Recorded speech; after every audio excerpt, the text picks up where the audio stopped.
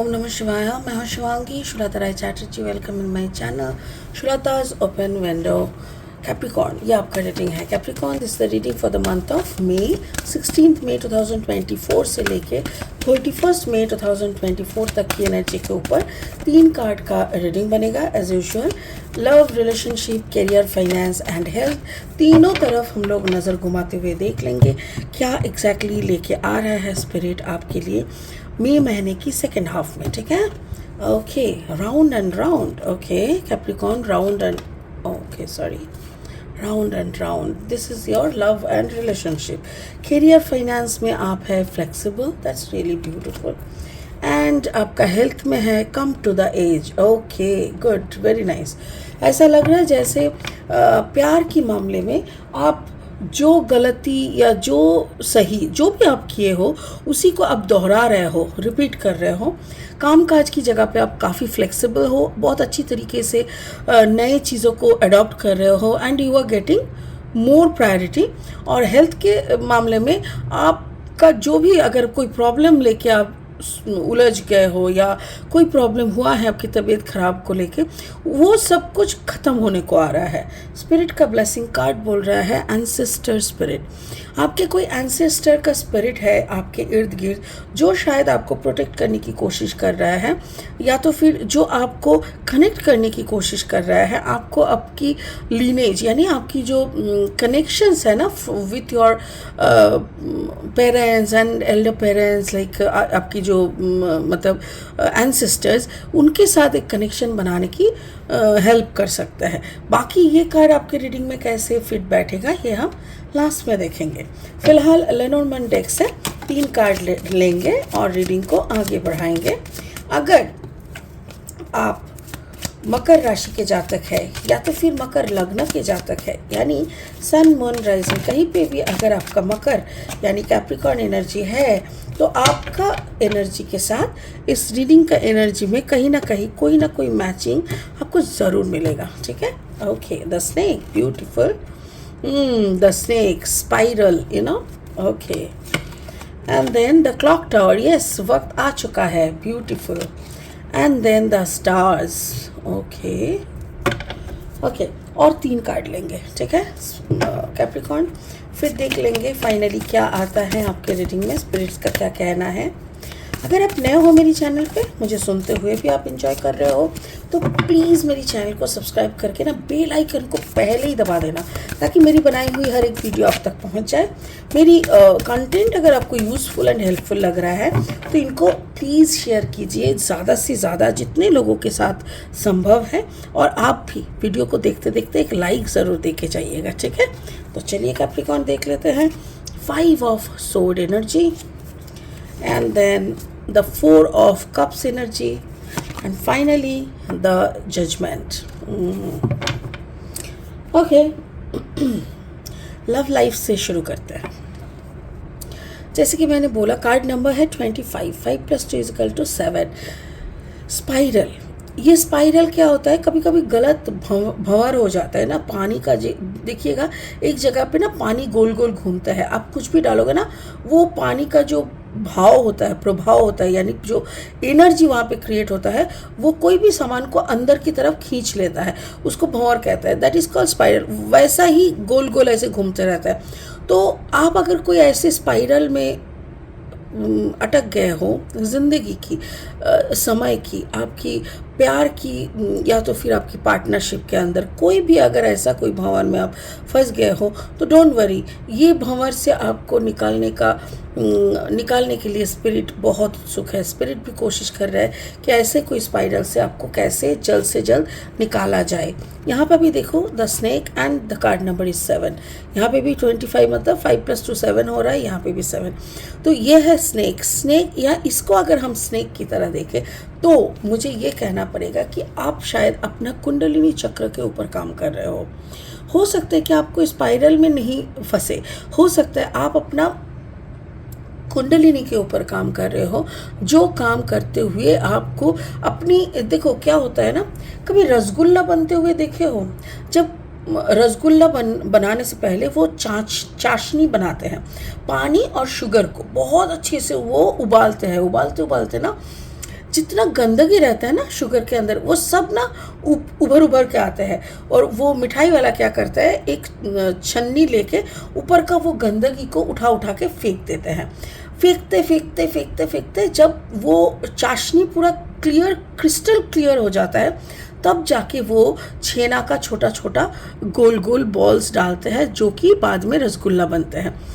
ठीक उसी तरह जब हम लोग अपना प्रैक्टिस करते हैं, कुंडलिनी साधना बोलो या कोई भी साधना बोलो, मेडिटेशन में जब हम बैठने लगते हैं, हमारे अंदर की जो गंदगी है, गंदा सोच है, इनसिक्योरिटी है, वो सब कुछ ना उभर के आने लगते हैं। और हम लोग क्या करते हैं, उसको उठा उठा के फेंकते हैं, नहीं सोचना नहीं सोचना, फिर बैठते हैं, फिर गंदा, नहीं नहीं नहीं हमको ये नहीं सोचना, इसको फेंको फेंको फेंको, फिर हम बैठते, ऐसे कर करके फिर अपने अंदर का ना वो प्रोसेस को हम लोग को शुद्ध करना पड़ता है। तो मुझे ऐसा लग रहा है ऐसा ही कुछ प्रोसेस के साथ आप जा रहे हो, क्योंकि यहाँ पे आप 5 ऑफ सोर्ड यानी 5 तरह की चिंता, सोच, भावना, ये सब कुछ आपके दिमाग में आ रहा है। कब दिमाग में आता है, जब हम लोग एक जगह पे शांति से कंसंट्रेटेड वे में बैठने की कोशिश करते हैं, तभी आके सारी की सारी सोच हमारे सर के ऊपर झपक के पड़ते हैं। और 5 नंबर क्या होता है, एक नया शुरुआत। मैंने क्या बोला, शायद आप नए नए शुरुआत किए हो कोई मेडिटेशन की, कुंडलिनी प्रैक्टिस करने शुरू किए हो, जो भी कर रहे हो, या आप नए नए शुरू किए। और नया कुछ भी शुरू करने से क्या होता है, उसमें बैठ के करने से वो गंदा सोच, गंदा सब कुछ जो होता है वो उभर के आते हैं और हम लोगों को फेंकना पड़ता है। मेरे ख्याल से it's a love for your self, self love के अंदर आप फंसे हुए हो। देखो कैप्रिकॉर्न, मुझे ऐसा लग रहा है आप अपनी सोच में अपना XYZ सबको सोच सकते हो, बट आपको इतना भी समझ में आ रहा है इस वक्त अभी आपको किसी के साथ कोई भी कमिटमेंट में जाने का मन नहीं है, किसी के लिए कोई प्यार, अटैचमेंट आप समझ नहीं पा रहे हो। तो इतना आपको क्लियर हो गया कि कोई रहे ना रहे, हम खुश हैं, हम अपने आप को और कल्टीवेट करके अपना एक कनेक्शन बनाएंगे ताकि अपना उद्धार कर सके, अपना और अच्छी तरीके से अपना ज़िंदगी को व्यतीत कर सके। करियर फाइनेंस में आप बहुत फ्लेक्सिबल हो। Card number 19, 9 + 1 = 10, that means number 1। देखो सबसे मज़े की बात क्या है, ये भी कार्ड नंबर 19 है, 19, ठीक है। तो ऐसा लग रहा है कि 1919 मतलब दोनों का ही 1 हो रहा है। तो आपका वक्त आ चुका है कैप्रिकॉर्न। जितना वक्त आपने स्ट्रगल किए हैं ना, जितना बुरा वक्त के हिसाब से आपने चले हैं, जितना बुरा वक्त आप देख चुके हो ना, now it is the time कि आपके लिए वक्त घूम रहा है, वक्त घूम के आ रहा है और आपको एक बढ़िया सा स्टेबिलिटी देने की वादा कर रहा है। यहाँ पे है 4 ऑफ कप्स। वैसे आप अपना पास्ट को सोच रहे हो बैठ के, मैं ये नहीं बोल रही हूँ कि आपके लव XYZ को सोच रहे हो, नो, आप अपना ही पिछले जैसे पकड़ लीजिए, मैं जो बैंकिंग का जॉब करती थी, तो मैं अगर अभी बैठ के बैंकिंग का जॉब का सोचूंगी कि अरे यार उस वक्त कितना पैसा कमाते थे, कितना सुबह सुबह निकल जाते थे, रात को आते थे, अरे इतना कुछ हम जो सोच रहे हैं ना बैठ के, ये सोच के कुछ फ़ायदा थोड़ी है, पास्ट कभी वापस तो नहीं आता। तो बेहतर यही है ना, जितना वक्त हम सोच में लगाएंगे, वही वक्त अगर हम अपने आप को अभी लगाते हैं कि नहीं, अभी मुझे ना जो अभी मैं कर रही हूँ उसी में और ज़्यादा वक्त देना है और उसी को और अच्छी तरीके से इस्टेब्लिश करना है, ऐसा अगर सोच के हम लोग करें तो आपको स्टेबिलिटी मिलेगा। तो वही बोल रहा है स्पिरिट कि आपका स्टेबिलिटी का वक्त आ चुका है। सो आप फ्लेक्सिबल हो, आप कोई भी निश्चिंत मतलब कोई भी सिचुएशन के साथ जाने के लिए आप तैयार हो, उसके बदले में आपको सिर्फ स्टेबिलिटी चाहिए। मेरे ख्याल से आपकी कर्म क्षेत्र में भी वैसा ही कुछ काम आ रहा है, वैसा ही कुछ ऑफर, कोलैबोरेशन आ रहा है, जिसके कारण आपको अपना स्टेबिलिटी ज़रूर मिलने वाला है, ठीक है। आपके हेल्थ में कुछ चीज़ें हो रहे थे, जैसे कि मैं बोल रही थी पिछले दिन भी, लोअर बॉडी में कुछ ना कुछ होना, जैसे या तो फिर अपर बॉडी में भी हो सकता है। कुछ चीज़ें आप इग्नोर कर रहे थे, हो सकता है कि आपका इन्फेक्शन हो रहा है या फिर आपको कोई चीज़ का ब्लॉकेज हो रहा है। जो भी हो रहा है ना वो सारी चीज़ आप उस चीज़ से उभर के बाहर जा रहे हो। कार्ड नंबर 36, 6 + 3 = 9, यानी ख़त्म हो जाना। जो भी चीज़ कम टू द एज, जो भी बीमारी से, जो भी प्रॉब्लम में आप स्टक थे ना, वो ख़त्म हो रहा है। और उस प्रॉब्लम, जैसे पकड़ लो चारों तरफ कुछ नहीं है, एक छोटा सा पत्थर के ऊपर आप फंस चुके हो और अचानक से आपका होश आया तो देख रहे हो वो पत्थर आसमान में फ्लोट कर रहा है, इधर उधर कुछ भी नहीं है। इसका मतलब आप इधर पे अटक गए हो। Now you have to jump. इधर आपको ऊपर वाले पे भरोसा करके जंप करना पड़ेगा, वरना इस परिस्थिति को मान लेना पड़ेगा। आप जंप कर रहे हो। कार्ड नंबर 16 मतलब 6 + 1 = 7। स्पिरिट का कहना है ये तुम्हारा नसीब में था। ये जो भी तुम्हारे साथ हो रहा है इसको बहुत अच्छी तरीके से लो, take it in a positive way, क्योंकि आपको इसी तरह से आपको आपका जजमेंट दिया जा रहा है। आपके साथ भी बहुत नाइंसाफ़ी हो चुके हैं, आपने भी किसी के साथ या किसी ने आपके साथ नाइंसाफ़ी बहुत किए हैं। तो अभी जजमेंट का टाइम आ चुका है। जो भी हो रहा है, आपको अगर छलांग भी मारना है मार के देखिए, अगर ऊपर वाले पे आपको भरोसा है तो ज़रूर सब ठीक हो जाएगा। तो ऐसा एक सिचुएशन आपके सामने क्रिएट किया जा रहा है। तो ओवरऑल मुझे ऐसा लग रहा है जैसे अगर आप प्यार के मामले में, उसमें आपका उतना ज़्यादा इंटरेस्ट आप नहीं दिखा रहे हो, ठीक है। और कामकाज के बारे में आप काफ़ी स्विफ्ट हो, बहुत अच्छी तरीके से कर रहे हो, क्योंकि आपको स्टेबिलिटी की ज़रूरत है। एंड हेल्थ के वाइज, हेल्थ जो भी बीमारी, जो भी प्रॉब्लम्स आप इतने दिनों से फेस कर रहे थे वो सब खत्म हो जा रहा है। और आपको इतना भी पता चल रहा है ये सारी बीमारी हो रहे थे क्योंकि या तो आप किसी के लिए या तो कोई आपके लिए जजमेंट मांग रहे थे। और जब कोई दिलो जान से जजमेंट मांगता है तो वो हम लोगों को फेस करना ही पड़ता है।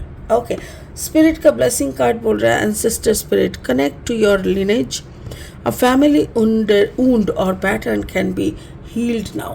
कभी कभी कुछ फैमिलीज़ में ना एक पैटर्न रह जाता है कि किसी को बहुत दर्द से जैसे सबका ही ना घुटनों में दर्द, सबका ही जैसे एबनॉर्मल लिवर कंडीशन, ऐसे। तो ये दिखाते हैं कि एक फैमिली में एक ही पैटर्न की जीने का हालत से ऐसा होता है। तो आप अगर इससे अलग हो तो आपको पहले क्या करना चाहिए, इन सारे पितरों के लिए माफ़ी मांगना चाहिए। आपको पितृपुरुष के लिए खाना वाना दे के माफ़ी मांग के आप उन लोगों का भी अच्छा करने का कोशिश करना चाहिए। जब आप ये करेंगे ना तो आपके दिमाग से गलत थॉट्स बहुत जल्दी निकल के बाहर चला जाएगा। आपका अपना जजमेंट जो कि रुका हुआ है वो भी बहुत अच्छी तरीके से निकल आएगा। So you will get your judgement also. तो मुझे ऐसा लग रहा है कि आप एंसेस्टर के लिए करो। स्पिरिट का कहना है मकर, आपने जिन लोगों को खोया है, जो आपके पूर्वज थे, उन लोगों के नाम पे थोड़ा खाना और थोड़ा पानी छत पे दिया करो। ये 21 दिन एटलीस्ट कंटिन्यू करना। इसमें कोई नॉनवेज खाना मत देना, थोड़ा दाल चावल सब्जी जो भी बने घर में वही देना। सुबह का टाइम देना और शाम ढलने से पहले उस प्लेट और कटोरिया जो भी जिसमें भी दे रहे हो उसको उठा के रास्ते के बाहर फेंक के आना, ठीक है। तो ये करने से आपका पूर्वज भी थोड़ा आपसे खुश हो जाएंगे और आपके प्रति और अच्छी तरीके से इनका व्यवहार इनका आउटलुक दिखेगा, ठीक है।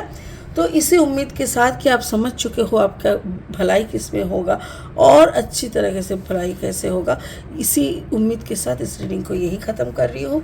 Thank you so much. ओम नमः शिवाय।